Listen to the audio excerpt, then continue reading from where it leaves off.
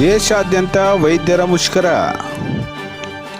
ಕೋಲ್ಕತ್ತಾ ವೈದ್ಯ ಮೇಲೆ ನಡೆದ ಅತ್ಯಾಚಾರ ಮತ್ತು ಕೊಲೆಯನ್ನು ಖಂಡಿಸಿ ಚಳ್ಳಕೆರೆಯಲ್ಲಿ ಭಾರತೀಯ ವೈದ್ಯಕೀಯ ಸಂಘದಿಂದ ಮತ್ತು ಆಯುಷ್ ಫೆಡರೇಷನ್ ಆಫ್ ಇಂಡಿಯಾ ಇವರ ವತಿಯಿಂದ ಮುಷ್ಕರ ಹಮ್ಮಿಕೊಳ್ಳಲಾಯಿತು.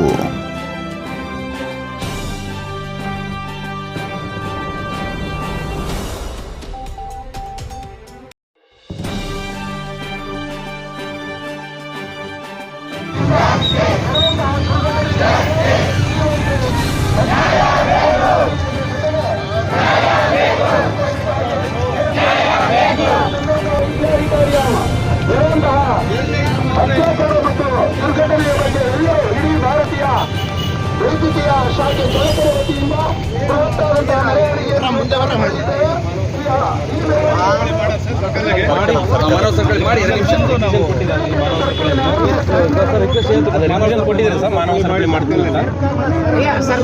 ರೌಂಡ್ ಹಾಕೋ ಬರೋಣ.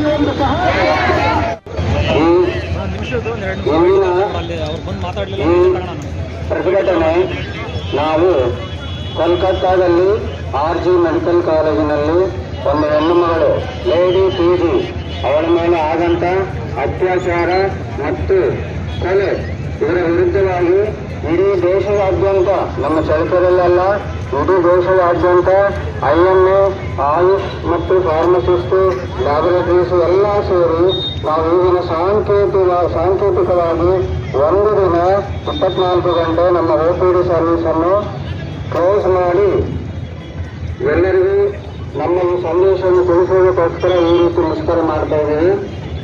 ನಾವು ಕೋವಿಡ್ ಟೈಮಲ್ಲಿ ಎಲ್ಲರ ಪ್ರಾಣ ರಕ್ಷಿಸಿದ್ದೀವಿ, ಎಷ್ಟೋ ಜನರ ಪ್ರಾಣ ರಕ್ಷಿಸಿದ್ದೀವಿ.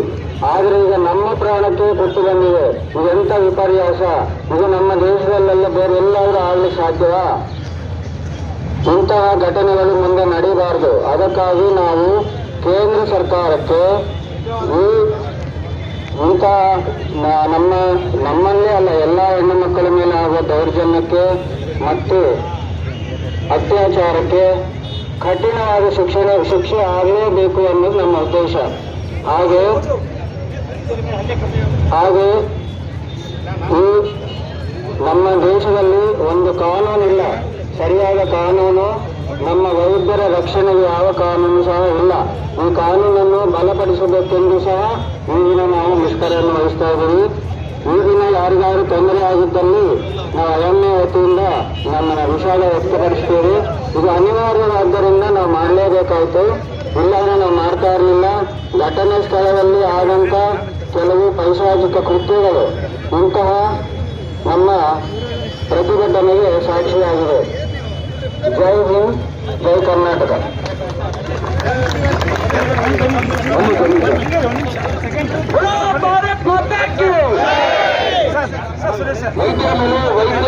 ವೈದ್ಯಕೇತರ ಸಿಬ್ಬಂದಿಗಳ ಮೇಲೆ ಯಾವುದೇ BMS ಕಾನೂನು ಈಗ ಹೊಸದಾಗಿ ಭಾರತೀಯ ನ್ಯಾಯ ಸಂಹಿತೆ ಅಂತ ಬಂದಿದೆ. ಆದರೂ ಹಲ್ಲೆಗಳು ಅಲ್ಲಲ್ಲಿ ಆಗ್ತಾ ಇದ್ದಾವೆ. ಕೆಲವು ಪಟ್ಟಭದ್ರ ದುಷ್ಟಶಕ್ತಿಗಳಿಂದ ನಮ್ಮ ವೈದ್ಯಕೀಯ ಸಿಬ್ಬಂದಿಗಳ ಮೇಲೆ ಹಲ್ಲೆ ಆದಂತ ಸಂದರ್ಭದಲ್ಲಿ ನಾವು ಈ ದಿನ ಮಾತ್ರ ಒಂದು ಸಾಂಕೇತಿಕತೆಯನ್ನು ಮಾಡಿ ವಾಪಸ್ ಹೋಗ್ತೀವಿ ಅಂತ ದಯವಿಟ್ಟು ಇನ್ನು ಮುಂದೆ ನಾವೆಲ್ಲ ಒಗ್ಗಟ್ಟಾಗಿ ಇರ್ತೀವಿ.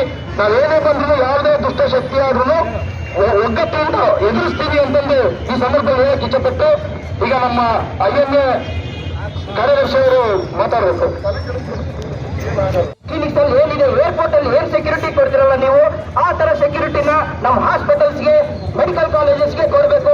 ಏನ್ ಮೆಡಿಕಲ್ ಡೈರೆಕ್ಟರ್ಸ್ ಇದ್ದಾರೆ, ಏನ್ ರಾಜಕೀಯ ನಾಯಕರಿದ್ದಾರೆ, ಇದು ಒಂದು ನಮ್ಮಲ್ಲಿ ಒಂದು ಮನವಿ ಅಷ್ಟೇ. ಇದು ನೀವು ಇದನ್ನ ಮುಂದೆ ಯೋಚನೆ ಮಾಡಿದ್ರೆ ಏನ್ ಸೆಕ್ಯೂರಿಟಿ ಇರುತ್ತಲ್ಲ ಅದು ಪಕ್ಕ ಸೆಕ್ಯೂರಿಟಿ. ಏರ್ಪೋರ್ಟ್ ಅಲ್ಲಿ ಹೋಗೋಕೆ ಯಾರೆಲ್ಲ ಎದುರ್ತಾರೆ, ಏರ್ಪೋರ್ಟ್ಗೆ ಹೋಗೋಕೆ ಏನಕ್ಕೆ ಅಷ್ಟು ಸೆಕ್ಯೂರಿಟಿ ಇರುತ್ತೆ. ಇನ್ ಮುಂದೆ ಹಾಸ್ಪಿಟಲ್ಗೆ ಬರ್ಬೇಕಂದ್ರೂ ಜನ ಅಷ್ಟು ಎದುರ್ಕೊಂಡು ಬರ್ಬೇಕು. ಡಾಕ್ಟರ್ಸ್ ಏನು ಸುಮ್ಮನೆ ಇರಲ್ಲ. ಇದು ನಮ್ದು ಒಂದು ಪ್ರತಿಭಟನೆ. ಈ ನಮಗೆ ನ್ಯಾಯ ಸಿಗ್ಲಿಲ್ಲ ಅಂದ್ರೆ ಮುಂದೆ ಇನ್ನೂ ಹೋರಾಡ್ತೇವೆ. ಇನ್ನೊಂದು ಮನವಿ ಏನಂದ್ರೆ, ಈ ಡಾಕ್ಟರ್ಸ್ಗೆ ಕರ್ತವ್ಯ ನಿರತ ವೈದ್ಯರಿಗೆ ಒಂದು ಸೇಫ್ಟಿ ರೂಮ್, ಮತ್ತೆ ಇನ್ನೊಂದು ಕರ್ತವ್ಯ ಮಾಡಬೇಕಾದವರಿಗೆ ಒಂದು ಡ್ಯೂಟಿ ರೂಮ್ ಅನ್ನೋದನ್ನ ನಾವು ಈ ಮನವಿಯಲ್ಲಿ ನಾವು ನಾವು ಇಟ್ಟಿದ್ದೀವಿ. ಈಗ ಸರ್ಕಾರಕ್ಕೆ ಗಮನಕ್ಕೆ ತರ್ತಾ ಇದ್ದೀವಿ. ಅವರಿಗೆ ಒಂದು ಸ್ವಚ್ಛವಾದ ಮಹಿಳಾ ವೈದ್ಯರಿಗೆ ಪ್ರತ್ಯೇಕವಾಗಿ, ಯಾಕಂದ್ರೆ ಹಗಲು ರಾತ್ರಿ ದುಡಿತಾ ಇರ್ತಾರೆ. ನಾವು ಬರೀ ನೀವು ಒಂದು ಮುಖ ನೋಡಿರ್ತೀರ, ನಮ್ದು ಇನ್ನೊಂದು ಮುಖ. ರಾತ್ರಿ ಎಲ್ಲ ನೀವು ಎಲ್ಲ ನಿದ್ದೆ ಮಾಡಿದ್ರೆ ನಾವು ಡ್ಯೂಟೀಸ್ ಮಾಡ್ತಾ ಇರ್ತೀವಿ ಮೆಡಿಕಲ್ ಕಾಲೇಜಲ್ಲಿ, ಗೌರ್ಮೆಂಟ್ ಹಾಸ್ಪಿಟಲ್ ಅಲ್ಲಿ.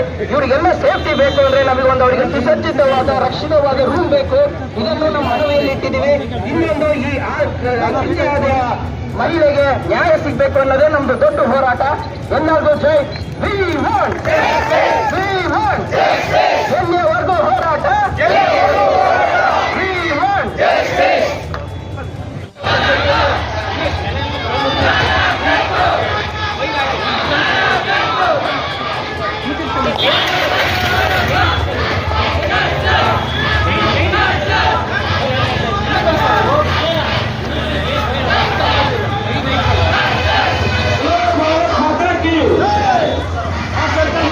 ಕನ್ನಡಕ್ಕೊಂದು ಬರಿಬೇಕಂತೆ ಸೆಂಟ್ರಲ್ ಆ್ಯಕ್ಟ್ ಲಾ ಅಂತ ಒಂದು ಆ ಲಾ ಏನಿದೆ ಅಂತಂದರೆ ಅದರಲ್ಲಿ ಇಮ್ಮಿಡಿಯೇಟ್ ಯಾರೇ ಆಗಲಿ, ಅವರು ವೈದ್ಯ ಆಗಲಿ ಯಾವುದೇ ಹೆಣ್ಮಗು ಆಗಲಿ, ಅದು ಇಮ್ಮಿಡಿಯೇಟ್ ಶಿಕ್ಷೆ ಆಗಬೇಕು. ಆಗಿಂದಾಗಲೇ ಶಿಕ್ಷೆ ಆಗಬೇಕು. ಅದು ಯಾವ ಥರ ಇರಬೇಕಂದ್ರೆ ನೆಕ್ಸ್ಟ್ ಕೃತ್ಯ ಮಾಡೋರಿಗೆ ಹೆದರಿಕೆ ಭಯ ಬರಬೇಕು. ಆ ಥರ ಲಾ ಒಂದು ಬರಬೇಕು ಅಂತಲೇ ನಮ್ಮದು ಪ್ರೊಟೆಸ್ಟ್ ಇರೋದು. ಈ ಸೆಂಟ್ರಲ್ ಲಾ ಅಂತಲೇ ನಮ್ಮದು ಫಸ್ಟ್ ಇದಿರೋದು. ಈ ಥರ ಲಾ ಬರಬೇಕು ಅಂತಲೇ ನಾವು ಸರ್ಕಾರಕ್ಕೆ ಮನವಿ ಮಾಡ್ತಾಯಿದ್ದೀವಿ. ಈ ಥರ ಆಗಬಾರ್ದು ಮುಂದೆ ಅನ್ನೋದೇ ನಮ್ಮದು ಒತ್ತಾಯ. ವಿರೋಧಿಸಿ ಇಡೀ ನಮ್ಮ ಭಾರತದಾದ್ಯಂತ ಇಂದಿನ ದಿವಸ IMA ಮತ್ತು ಇತರೆ ಆಯುಷ್ ಲ್ಯಾಬ್ರೇಟರಿ ಮತ್ತು ಫಾರ್ಮಸಿಸ್ಟು, ಡೆಂಟಲ್ ಎಲ್ಲ ಡಾಕ್ಟರ್ಸ್ಗಳು ಮತ್ತು ವೈದ್ಯಕೇತರ ಸಿಬ್ಬಂದಿ ವರ್ಗದವರು ಈ ದಿವಸ ಒಂದು ಸ್ಟ್ರೈಕ್ ಮಾಡಿದ್ದೀವಿ. ಇದು 17ನೇ ತಾರೀಕು ಬೆಳಗ್ಗೆ 6 ಗಂಟೆಯಿಂದ 18ನೇ ತಾರೀಕು 24 ತಾಸುಗಳ ಬಂಧನ ಆಚರಿಸ್ತಾ ಇದ್ದೀವಿ. ನಿಮ್ದು ಕಾಲೇಜಸ್ ಇರುತ್ತೆ. ನಿಮ್ಮ ಕಾಲೇಜಸ್ಗಳಲ್ಲಿ ನೀವೆಲ್ಲ ನಿಮ್ಮ ಸ್ಟೂಡೆಂಟ್ಸ್ಗಳಿಗೆ ಎಷ್ಟು ರಕ್ಷಣೆ ಕೊಡ್ತೀವಿ ಅಂತ ನೀವು ನೋಡ್ಕೊಳ್ಳಿ. ನೀವು ಅವ್ರಿಗೆಲ್ಲರಿಗೂ ಸದ್ಯದ ರೂಮ್ಗಳಿದೆಯಾ, ಅವ್ರಿಗೆ ಅಂತ ಸದ್ಯದ ಟಿಶ್ಯೂಗಳಿದೆಯಾ, ಸ್ಯಾನಿಟರಿ ಪ್ಯಾಡ್ಸ್ ಇದೆಯಾ, ವಾಶ್ರೂಮ್ಸ್ ಕ್ಲೀನ್ ಇದೆಯಾ, ಅದೆಲ್ಲ ನೋಡ್ಕೊಳ್ಳಿ.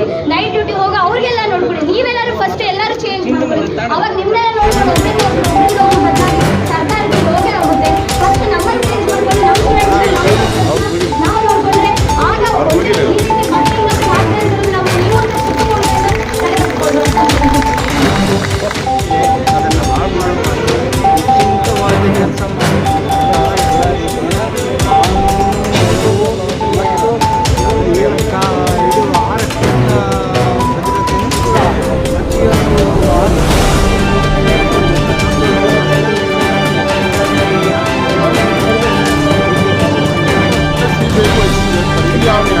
ಅಂದರೆ ಎಲ್ಲ ಸಾಕ್ಷಿಗಳು ನಾಶ ಮಾಡಿ ಅವರದೇ ಆದಂಥ ಜನಗಳನ್ನ ಅವರೇ ಒತ್ತಾಯಪೂರ್ವಕವಾಗಿ ಮೆಡಿಕಲ್ ಸ್ಟೂಡೆಂಟ್ ಸ್ಟ್ರೈಕ್ ಮಾಡಬೇಕಾದ್ರೆ ರಾತ್ರಿ 12 ಗಂಟೆಗೆ ಅವರೇ 500 ಜನ 1000 ಜನ ಕಳಿಸ್ಬಿಟ್ಟು ಅವರೇ ಆ ಸಾಕ್ಷಿಗಳನ್ನೆಲ್ಲ ನಾಶ ಮಾಡೋದಕ್ಕೆ ಹೊಡೆದು ಬಡ್ದು ಅಲ್ಲಿರ್ತಕ್ಕಂಥ ಎಕ್ವಿಪ್ಮೆಂಟ್ಸ್ನೆಲ್ಲ ಹೊಡೆದು ಡ್ಯಾಮೇಜ್ ಮಾಡಿ DNA ಸ್ಯಾಂಪಲ್ಸ್ ಕಲೆಕ್ಟ್ ಮಾಡಲಿಕ್ಕೆ ಕೂಡ ಆಗದ ರೀತಿಯಲ್ಲಿ ಅವರು ಅಲ್ಲಿ ಡ್ಯಾಮೇಜ್ ಮಾಡಿದ್ದಾರೆ. ಕನ್ನಡಕ್ಕೊಂದು ಬರಿಬೇಕಾಗಿ